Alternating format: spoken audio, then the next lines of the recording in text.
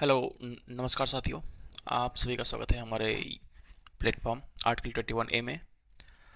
और नए हैं तो सब्सक्राइब करें। हम देखेंगे डेली करंट अफेयर। डेट है 25/7/25 सैटरडे। ओके, चलिए शुरू करते हैं। शुरू करेंगे। क्वेश्चन है कि हाल ही में भारतीय सेवा को अपाचे अटैक हेलीकॉप्टर की पहली डिलीवरी की गई। इसे किस कंपनी ने बनाया है? इसे किस कंपनी ने बनाया है? तो बोइंग यूएसए की एक कंपनी है। अमेरिका की एक कंपनी बोइंग है जिसने इसे बनाया है। ठीक है, कौन सा देश नेक्स्ट क्वेश्चन है, कौन सा देश अब यूनेस्को का सदस्य नहीं रहा? कौन सा देश अब यूनेस्को का सदस्य नहीं रहा?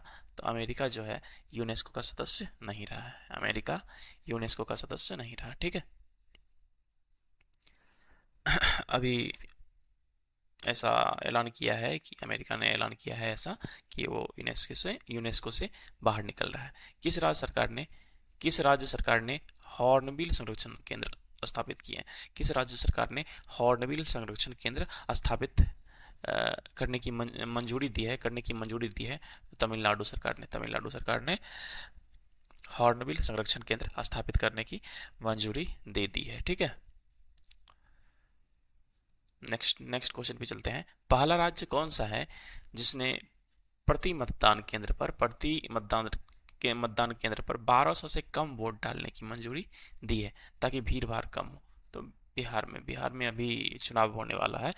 बिहार का जो विधानसभा है लगभग 22 नवंबर को खत्म हो जाएगा। तो वहाँ पे चुनाव होने वाली है, तो कई सारे नए नए चेंजेस वहाँ पे एड्रेस किए जा रहे हैं।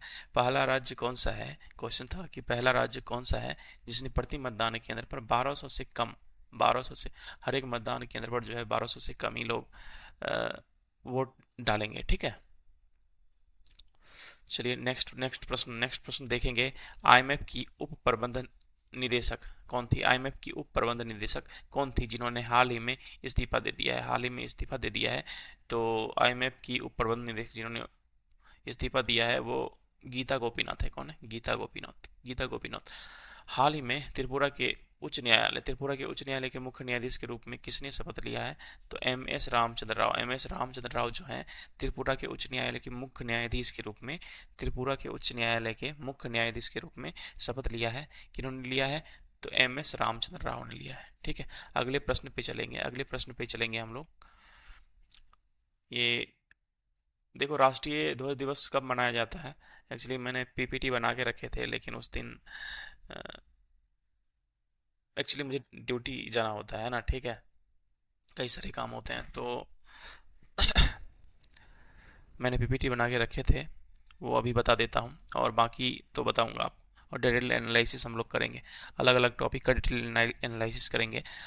फिलहाल अभी चूँकि शुरुआत है तो हमें थोड़ा एडजस्ट होना पड़ेगा। ओके तो इसीलिए तो अभी वन लाइनर देख लेते हैं थोड़ा सा, और डिटेल एनालिसिस हम देखेंगे, अपलोड करेंगे अगले बार से।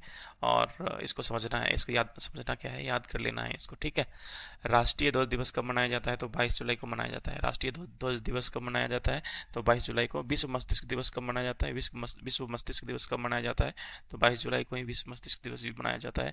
हाल ही में आईसीसी ने अगले 3 विश्व टेस्ट चैंपियनशिप फाइनल की मेजबानी का अधिकार किस देश को दिया है? हाल ही में आईसीसी ने अगले तीन विश्व टेस्ट चैंपियनशिप फाइनल की मेजबानी का अधिकार किस देश को दिया है? तो इंग्लैंड को दिया है। ठीक है, चलिए नेक्स्ट प्रश्न पे चलेंगे। याद रखना है, इंग्लैंड को दिया है। अगला 3 टेस्ट जो है इंग्लैंड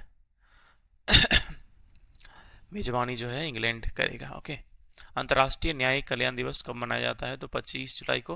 अंतर्राष्ट्रीय न्यायिक कल्याण दिवस जो है आपका वो 25 जुलाई को मनाया जाता है। राष्ट्रीय प्रसारण दिवस 23 जुलाई। राष्ट्रीय प्रसारण दिवस 23 जुलाई को मनाया जाता है। और 24 जुलाई को आयकर दिवस मनाया जाता है 24 दिवस को। ठीक है, अंतर्राष्ट्रीय न्यायिक कल्याण दिवस जो है 25 जुलाई को मनाया जाता है। राष्ट्रीय प्रसारण दिवस 23 जुलाई को मनाया जाता है। और आयकर दिवस 24 जुलाई को मनाया जाता है। ओके, चलिए नेक्स्ट क्वेश्चन पे चलेंगे।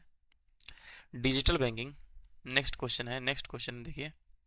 डिजिटल बैंकिंग को बढ़ावा देने के लिए, डिजिटल बैंक को बढ़ावा देने के लिए किस पेमेंट बैंक ने गति बचत खाता लॉन्च किया है? कौन सा बचत खाता? गति, गति बचत खाता को लॉन्च किया है। ठीक है।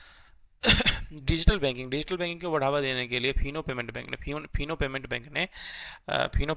ने गति बचत खाता लॉन्च किया। ठीक है, बचत खाता एक नाम दे दिया उसको, गति। ठीक है, ये फिनो पेमेंट बैंक ने ऐसा किया है डिजिटल बैंकिंग को बढ़ावा देने के लिए। हाल ही में ग्लोबल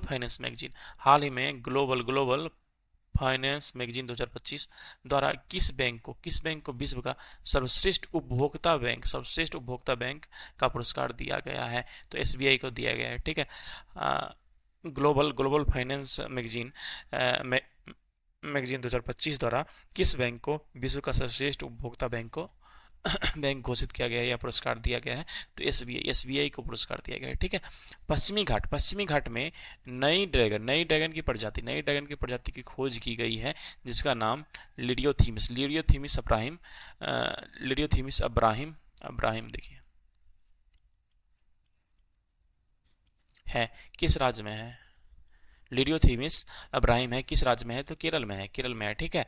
पश्चिमी घाट में नई ड्रैगन की प्रजाति की खोज की गई है, जिसका नाम लिडियोथीमिस अब्राहिम है। और यह किस राज्य में है? तो केरल राज्य में है। ठीक है। अगले पीपीटी पे चलेंगे, अगले प्रश्न पे चलेंगे। किस राज्य ने बांग्लादेशी हिंदू शरणार्थियों को भूमि अनुदान देने की घोषणा की है? तो ये राज्य है उत्तर प्रदेश ने बांग्लादेश से जो हिंदू शरणार्थी हैं तो उनको ये भूमि अनुदान देने की घोषणा किया है इन्होंने। लुप्तहासा पौधों के संरक्षण के लिए किस राज्य ने कार्यक्रम शुरू किया है? लुप्तहासा पौधों के संरक्षण के लिए उत्तराखंड राज्य ने जो है सो अपना कार्यक्रम शुरू किया है। ठीक है। लुप्तहासा पौधों के संरक्षण के लिए किस राज्य ने कार्यक्रम शुरू किया है? तो उत्तराखंड ने। हाल ही में अटल इनोवेशन मिशन के नए मिशन निदेशक के रूप में नियुक्त किया गया है। किन्हें नियुक्त किया गया है जी? हाल ही में अटल इनोवेशन मिशन के नए मिशन निदेशक के रूप में दीपक बगला को नियुक्त किया गया है। ठीक है। हाल ही में किस समिति ने आयकर विधेयक 2025 पर अपनी रिपोर्ट प्रस्तुत की है? तो संसदीय समिति इसका आंसर होगा संसदीय समिति ने आयकर विधेयक 2025 पर अपनी रिपोर्ट प्रस्तुत की है। सिफारिशें क्या है? क्या सिफारिश किया संसदीय चयन समिति ने? कुछ तो बोला होगा, है ना। तो अधिकारियों की शक्ति को बरकरार रखा गया। पहले से जो अधिकारियों की शक्ति है, आयकर विधेयक पहले से आयकर विधेयक जो है वो जो शक्ति देती है वही शक्ति इसमें रखी गई है। परिभाषा को अपडेट करने को कहा गया है। परिभाषा अलग अलग परिभाषाएं जो है उसको अपडेट करने को कहा गया है। साथ ही साथ व्यवसाय और स्टार्टअप को सहयोग करने को कहा गया है। ठीक है। नए व्यवसाय और स्टार्टअप जो भी शुरू किए जाएंगे उन्हें सपोर्ट करना है। आयकर विधेयक 2025 एक बार देख लो। आयकर अधिनियम 1961 को बदलने के लिए इसे लाया गया है। आयकर विधेयक 2025 लाया गया है। आयकर अधिनियम 1961 का जो अधिनियम है उसको चेंज करना है अभी। ठीक है। चेंज करने के लिए आयकर विधेयक 2025 लाया गया है। उद्देश्य क्या है? तो उद्देश्य है कानून की भाषा को आसान बनाना। कानून की जो भाषा है उसको आसान करना है।